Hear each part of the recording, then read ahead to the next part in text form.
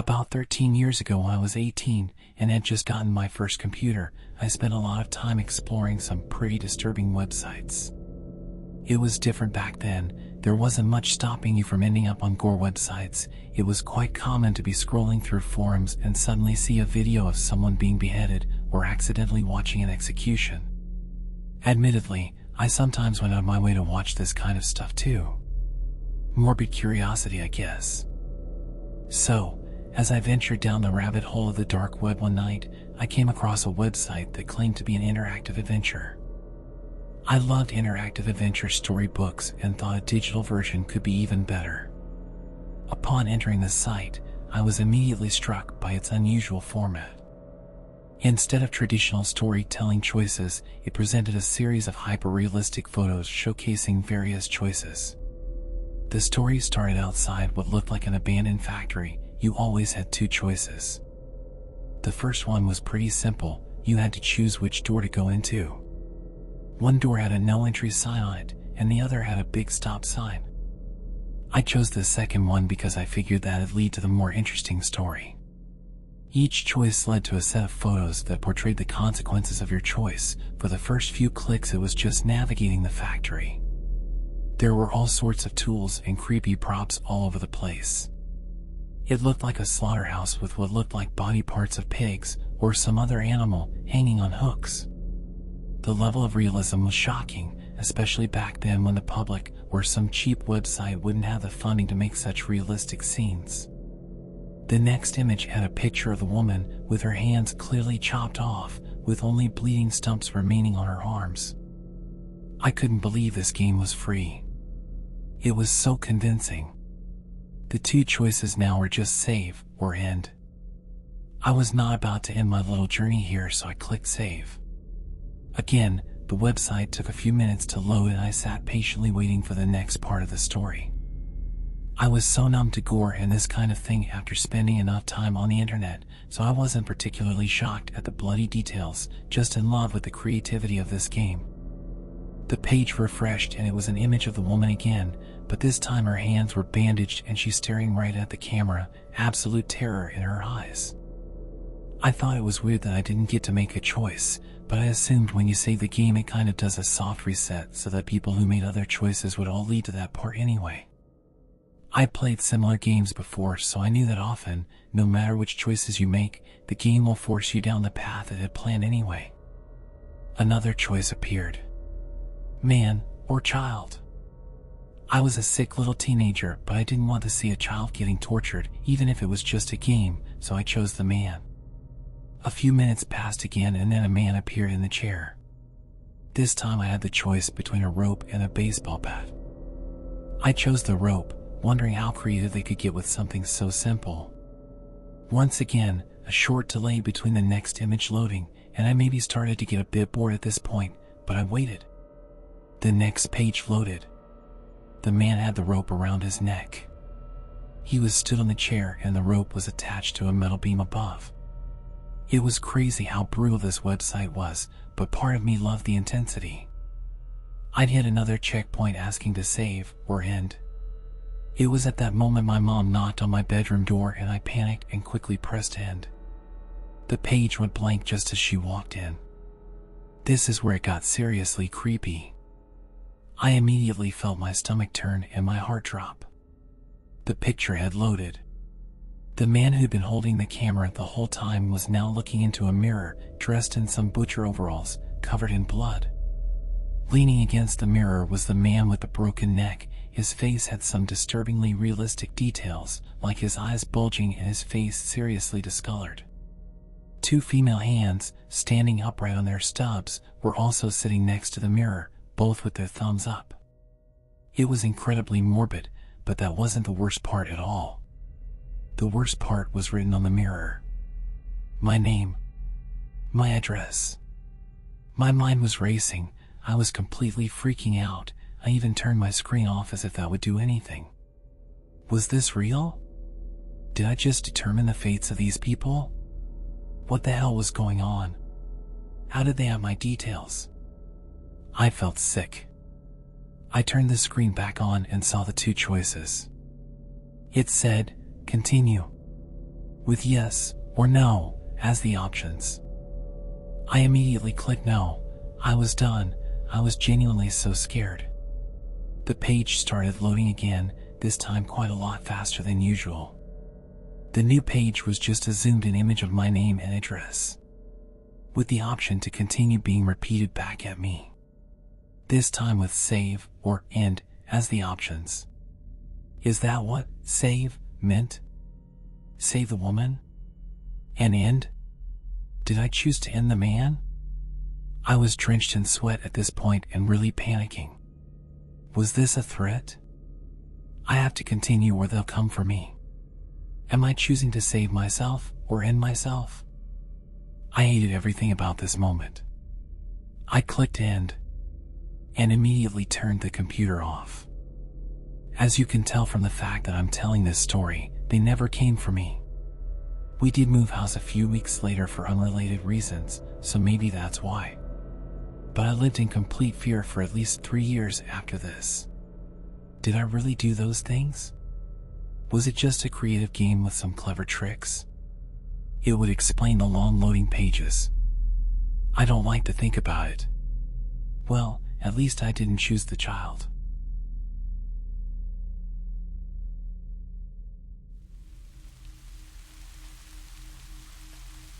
Have you ever Googled yourself?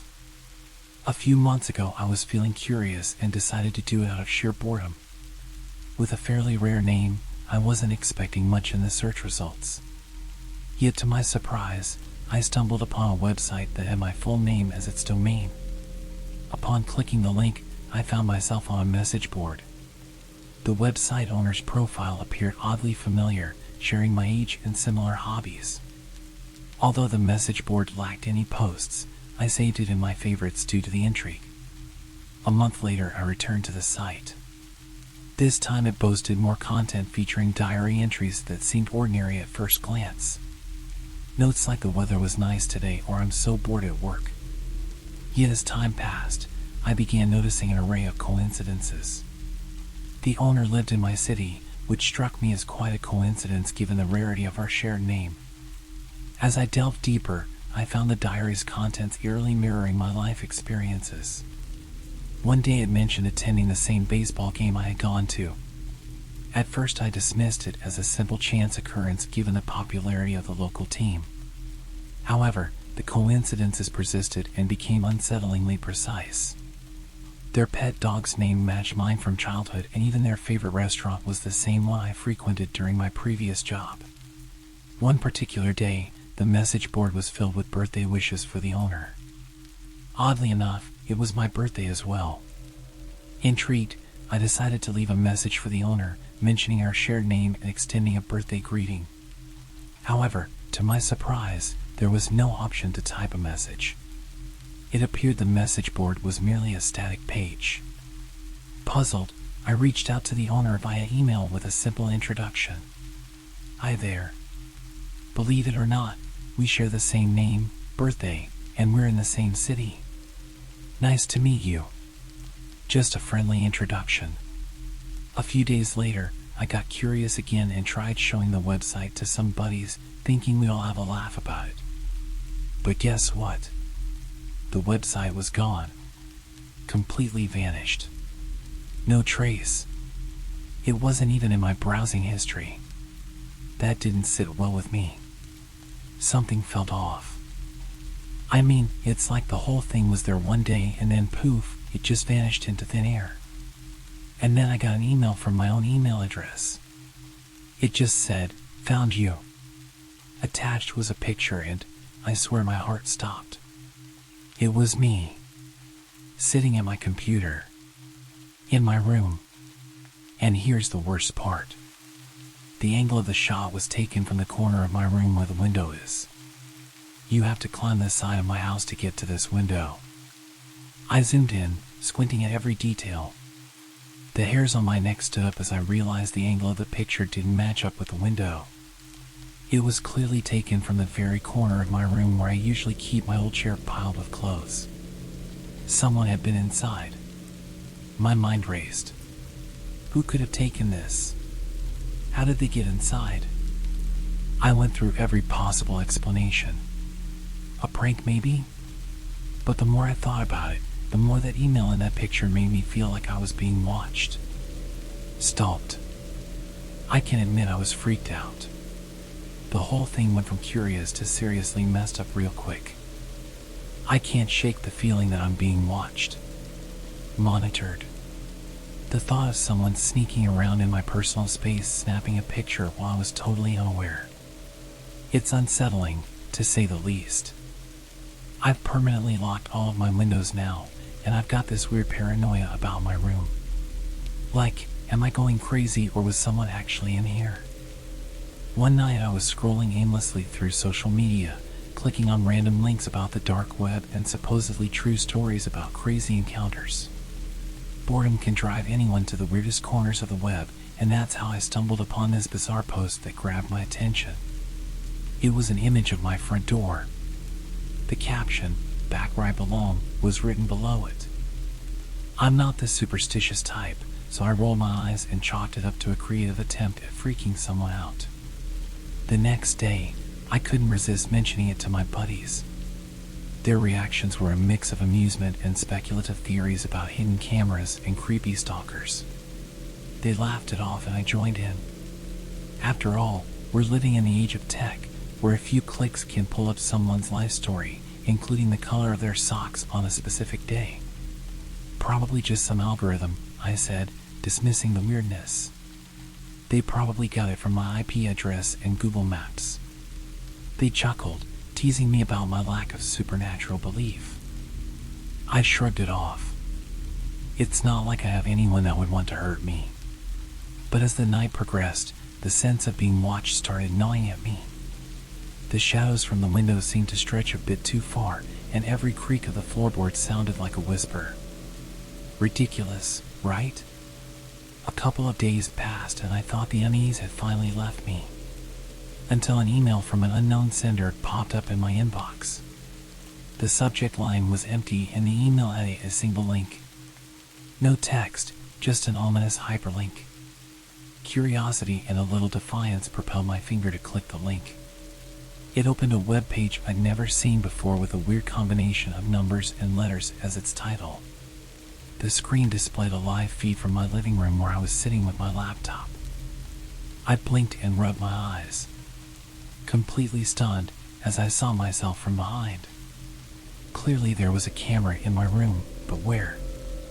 Okay, now that's just messed up, I muttered, assuming it was a prank or someone playing with sophisticated tech tricks.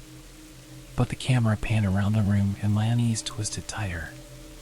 My eyes darted around the familiar surroundings, trying to figure out where the camera was. That's when I noticed it. The angle was directly in line with the mirror that was mounted on the wall. My heart raced. I approached the mirror and tried looking at the laptop to see if my face was appearing on the live stream, but the website had turned into an error page. I spent some time trying to refresh the website and follow the link from the mail, but it was like it never existed. I checked the mirror again and there was no obvious signs of there being a camera. I was exhausted after a long day and I had quite a few drinks with my friends, so I told myself I was just being paranoid and went to bed. Days went by and I tried to forget the whole thing. Until one night, as I got up to grab some water in the middle of my sleep, I glanced at the mirror again. My reflection was normal, but something in the background wasn't. The edge of a shadowy figure peeked out from the corner of the mirror, a hint of a presence that shouldn't be there. I quickly turned around, heart racing, but there was nothing. The unease tightened its grip again. I need to chill out, I muttered to myself. It's all in my head. I blamed stress, lack of sleep, and the power of suggestion. But when I found my favorite mug smashed to pieces on the floor of my kitchen the next morning, I couldn't stop thinking that someone had been in my house. I was a believer in facts and logic, so when I heard the kitchen door creak open the next night, I didn't jump to supernatural conclusions. I thought it was an intruder. I tried the light switch, but it didn't work. It was practically pitch black. I grabbed my baseball bat and my phone and used its flashlight to investigate. I made my way towards the living room and looked around, aiming the flashlight all over and suddenly I spot something. The mirror was leaning against the wall and there were obvious wires hanging out of it. I felt a strange mixture of anger and fear. Someone really was messing with me and they were here right now? I shouted, "Who the hell is in my house?" and turned towards the kitchen. But as I did, the light suddenly came on and blinded me. The world seemed to blur around me. My vision blurred, and then I woke up. I was back in my bed. I sat up, heart pounding. My bedroom was exactly the same as normal. Had it all been a dream? A really weird, vivid dream?